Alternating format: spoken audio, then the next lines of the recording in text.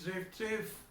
Time for our devotions again, friends. In the previous verses, we saw how the people judged the deeds of John and Jesus. They said John was too reclusive, whereas Jesus was too much a people's person. They said John doesn't eat, whereas Jesus is a glutton and a drunkard.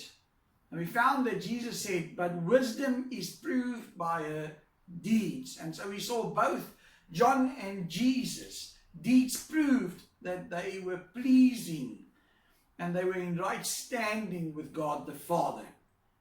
In the previous verses, Jesus lightly condemned the people. He said, you are like children who need to grow up.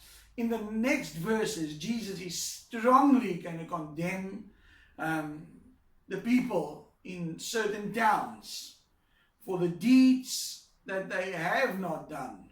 And so we find here that although these people saw the power of God, they did not change.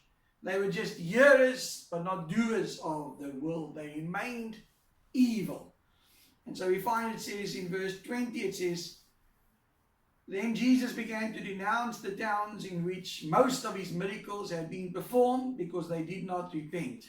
Friends, we need to realize they saw the lame walk, they saw the blind see, they saw the deaf hear, the dead being raised to life.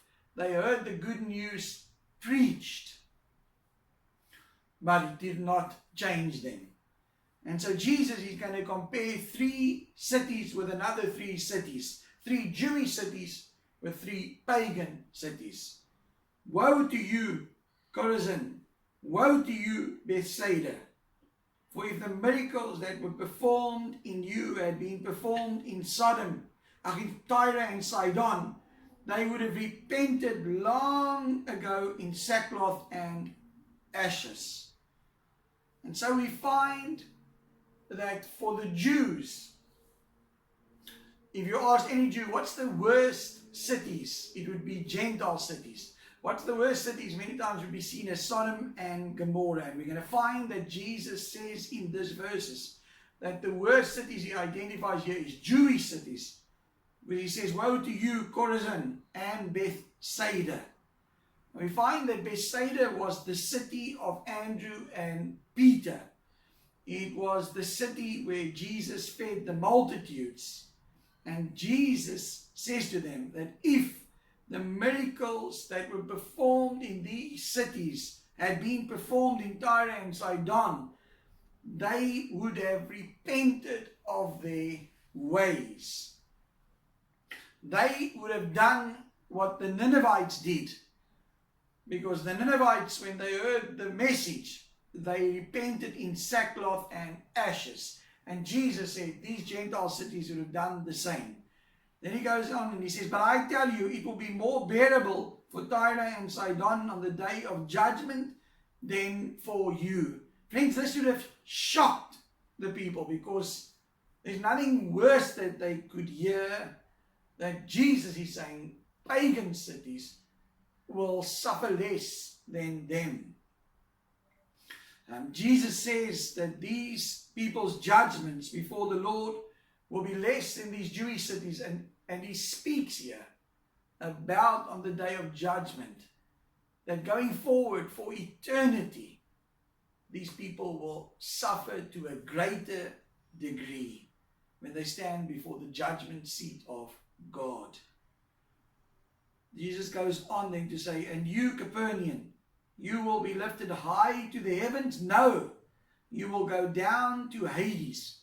For if the miracles that were performed in you had been performed in Sodom, it would have remained to this day.